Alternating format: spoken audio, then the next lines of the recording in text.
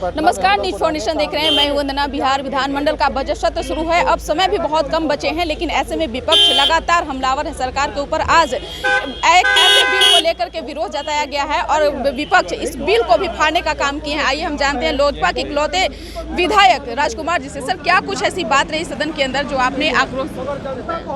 मैंने आज कोई आक्रोश नहीं जताया है। मुझे पता भी नहीं था कि आज ये चीज़ होगी, क्योंकि ये बिल 23 तारीख के लिए प्रस्तावित था ना। और आज जितना भी सदन का बिजनेस था वो मेंबर्स का बिजनेस था। सभी मेंबर्स को उसमें एक अपनी बात कहने का, गैर संस्कारी संकल्प में सभी मेंबर्स को बात कहने का मौका होता है। मुझे तो लगा कि एक बहुत अच्छे मौके को हम सभी लोगों ने गंवा दिया।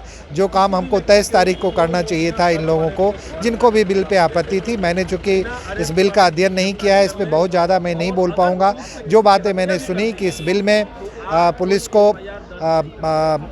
ऐसी ताकतें दी जा रही हैं जिससे उनका दुरुपयोग हो सकता है, तो इसका अध्ययन होने के बाद, इस पर प्रॉपर विमर्श के बाद मैं कुछ बोल पाता। मैं इस पे कुछ अभी बोलने की स्थिति में नहीं हूँ, क्योंकि अध्ययन इस बिल का मैंने किया नहीं। सर, तेजस्वी यादव आज मंत्री 14 कई ऐसे मंत्री जो हैं उन दागी मंत्रियों को लेकर के आज पूरी पुख्ता सबूत के साथ आए थे।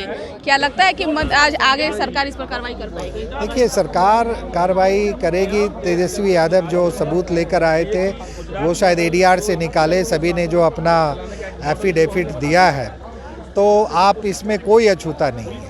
मैं तो 2 लाइन दुष्यंत की कहूँगा आपको कि इस सिरे से उस सिरे तक सब शरीके जुर्म हैं। आदमी या तो जमानत पर रिहा है या फरार।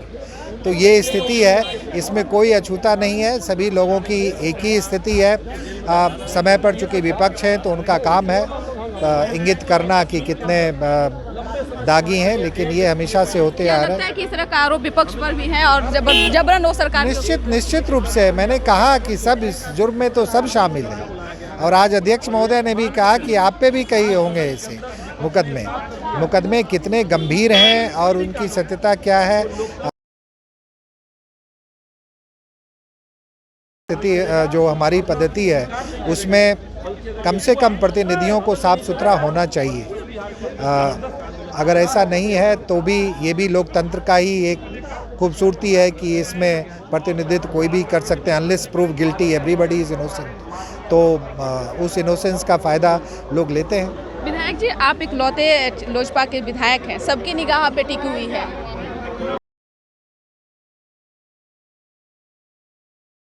के सदन में उठाए हैं और क्या कुछ आगे आप उठाने वाले हैं?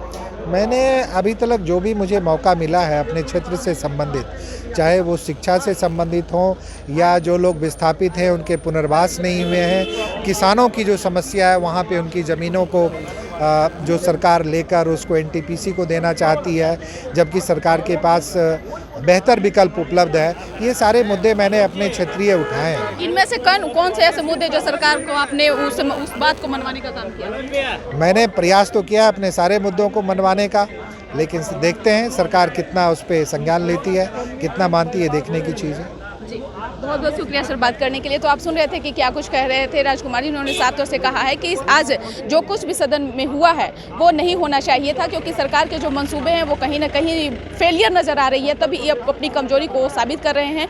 आगे सदन की किस प्रकार की कार्रवाई होती है, क्योंकि समय भी बहुत कम बचे हैं। आम जनता की क्या कुछ भलाई का जो बात कहा जाता है सदन में, वो देखने वाली बात रहेगी। इस खबर बस इतना ही। देखते रहिए न्यूज फाउंडेशन। धन्यवाद।